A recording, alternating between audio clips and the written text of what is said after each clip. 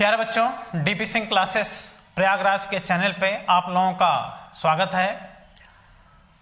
Physics का NEET exam 2020 का total 45 question हम अलग अलग वीडियो लेक्चर में एक तरफ से सॉल्व करा रहे हैं, जिसमें हम 35 क्वेश्चन ऑलरेडी सॉल्व करा चुके हैं। आज हम सॉल्व कराने वाले हैं क्वेश्चन नंबर 36 नीट एग्जाम 2020 का क्वेश्चन। और ये भी एकदम सिंपल सा क्वेश्चन आया है। हम इसको ये नहीं कह सकते कि फिजिक्स के पर्टिकुलर किस टॉपिक से क्वेश्चन आया है, ये नहीं कह सकते, क्योंकि देखो लोग कह रहा है the energy required to break the one bond in DNA is इतने joule, this value in electron volt is nearly. Oh dear, ये देखा जाए तो बॉन्ड का नाम ले लिया तो केमिस्ट्री में बॉन्ड आता है, डीएनए का नाम ले लिया बायोलॉजी में आता है डीएनए, तो देखा जाए थोड़ा केमिस्ट्री मिक्स कर दिया, थोड़ा बायोलॉजी मिक्स कर दिया, लेकिन क्वेश्चन है किसका? फिजिक्स का। तो हम ऑलरेडी फोटो इलेक्ट्रिक इफेक्ट जो मॉडर्न फिजिक्स में पढ़ाए थे, तो उसमें हर जगह देखो इलेक्ट्रॉन वोल्ट, जूल, ये सब आता था। जूल को इलेक्ट्रॉन वोल्ट में कन्वर्ट करना, इलेक्ट्रॉन वोल्ट को जूल में कन्वर्ट करना, ये सब हम बतलाते थे।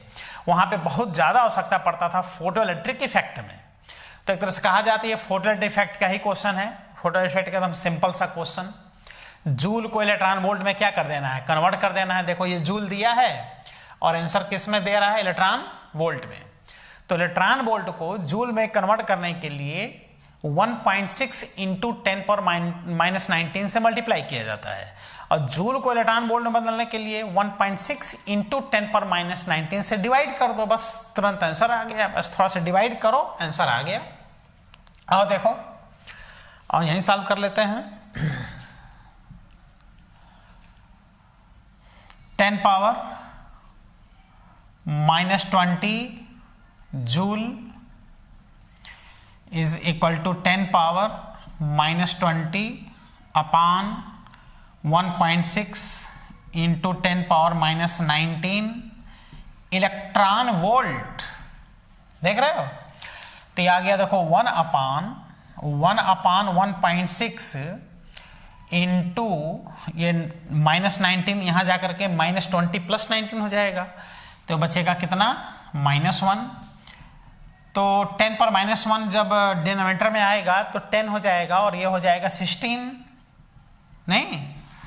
तो यहाँ पॉइंट लगा दो तो यहाँ 0 आ गया, एक 0 और लगा दो तो 100 हो गया। 16 6 96, नियर अबाउट 0.06 क्या?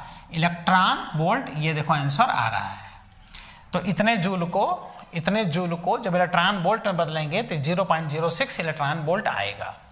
तो एकदम बेसिक क्वेश्चन, इतना सिंपल क्वेश्चन एग्जाम में आता नहीं है, लेकिन पता नहीं कैसे दे दिया है। इतना तो हर स्टूडेंट जानता है कि जूल को इलेक्ट्रॉन वोल्ट में कैसे बदलेंगे, इलेक्ट्रॉन वोल्ट को जूल में कैसे बदलेंगे, लेकिन डियर कुछ स्टूडेंट नहीं जानते हैं। इलेक्ट्रॉन वोल्ट को जूल में बदलना हो, जूल को इलेक्ट्रॉन वोल्ट में बदलना हो तो नहीं बदल पाएंगे कुछ लोग। ये बहुत छोटी सी बात है, इस पर ध्यान देने की बात है। यानी हर टॉपिक के बेसिक कॉन्सेप्ट को भी खूब पढ़ो। अब बेसिक कॉन्सेप्ट ये सब कैसे क्लियर होगा? प्रॉब्लम सॉल्विंग से। खूब प्रॉब्लम करना चाहिए, खूब क्वेश्चन सॉल्व करना चाहिए। कंपटीशन तैयारी करना है तो प्रॉब्लम सॉल्विंग में पीछे क्यों रहना है? लेकिन स्टूडेंट का ये रहता है कि जब तक कॉन्सेप्ट ना क्लियर हो कैसे हम क्वेश्चन करें। तो कॉन्सेप्ट क्लियर करने का एक ही तरीका है, कंप्लीट सिलेबस की स्टडी, एक एक लाइन स्टडी, थरोली स्टडी।